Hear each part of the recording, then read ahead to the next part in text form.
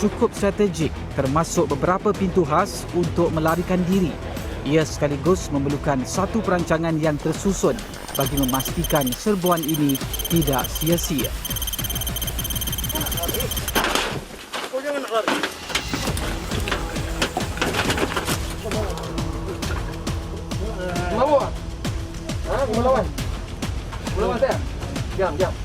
Sebaik bermula, parti-parti ini mula menunjukkan kepantasan dan kelicikan.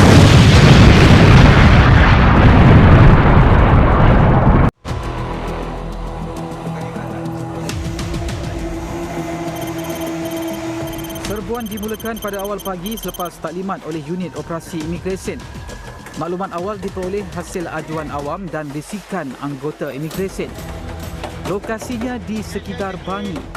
Bukan setakat tinggal secara haram, malah laluan keluar masuk ke kawasan ini juga dibuat sesuka hati. Ketika serbuan, pihak berkuasa terpaksa bertindak agresif kerana ada penghuni yang enggan bekerjasama.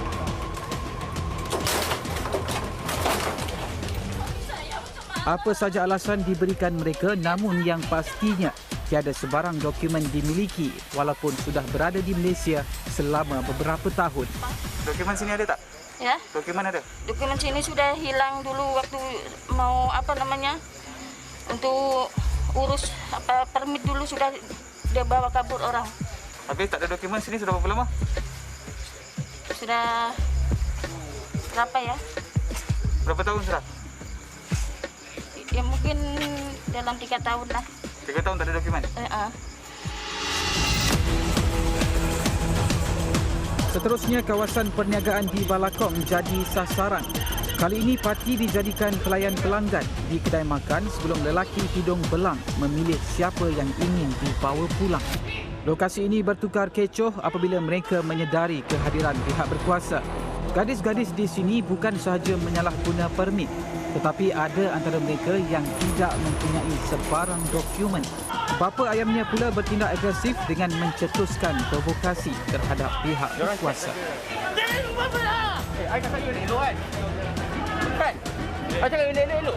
What are you doing? Sister Malaysia. Sister come Malaysia working. Like sister have. I don't understand you. I am. Do you speak English? No. Saya Vietnam. Vietnam. How long already in Malaysia? Saya jalan sini Malaysia 16 tahun lah. Saya ini ada abang, ada anak. Secara keseluruhan, 48 parti ditahan di 2 lokasi berasingan. Semuanya dibawa ke Ibu Pejabat Imigresen Putrajaya untuk proses dokumentasi. Proses saringan COVID-19 turut dilakukan sebelum parti dihantar ke depo tahanan dan seterusnya ke negara asal.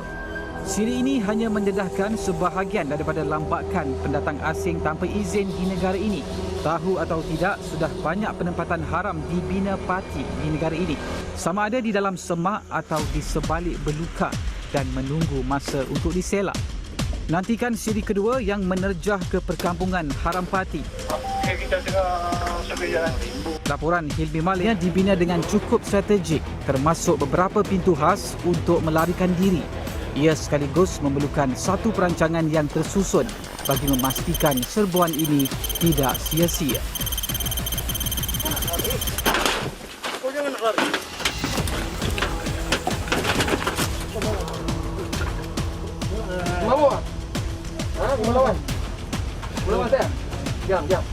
Sebaik bermula, parti-parti ini mula menunjukkan kepantasan dan kelicikan mereka untuk memboloskan diri.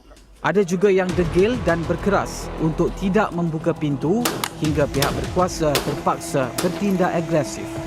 Gobok kecil yang menjadi perlindungan mereka daif, busuk dan hanya dilengkapi kelengkapan asas. Satu demi satu, parti ditahan. Kewarganegaraannya majoriti Indonesia dan ada juga beberapa warga Myanmar. Seterusnya, pasukan operasi menuju ke Pangsapuri Taman Sungai Besi Indah, Seri Kembangan. Tidak melampau jika dikatakan lokasi ini umpama negara asing dan mungkin ini yang menimbulkan ketidakselesaan dalam kalangan penduduk setempat. Hasil aduan awam, beberapa kediaman berjaya dikenal pasti. Seperti biasa, pasti ada yang bertindak berani untuk meloloskan diri. Tidak kurang juga yang bersembunyi di bawah tangga. Hasil pemeriksaan jelas tiada sebarang dokumen sah berjaya dikemukakan. Sejumlah 69 parti ditahan dalam 2 siri serbuan yang dijalankan. Kesemua mereka dibawa ke Jabatan Imigresen Putrajaya sebelum proses dokumentasi penghantaran pulang. Apa yang pasti, penempatan parti ini wujud di mana-mana. Siapa yang perlu memainkan peranan? Pihak berkuasa atau orang awam? Jika aduan demi aduan namun tiada yang bertindak, maka sudah pasti Malaysia akan terus jadi laman kesenangan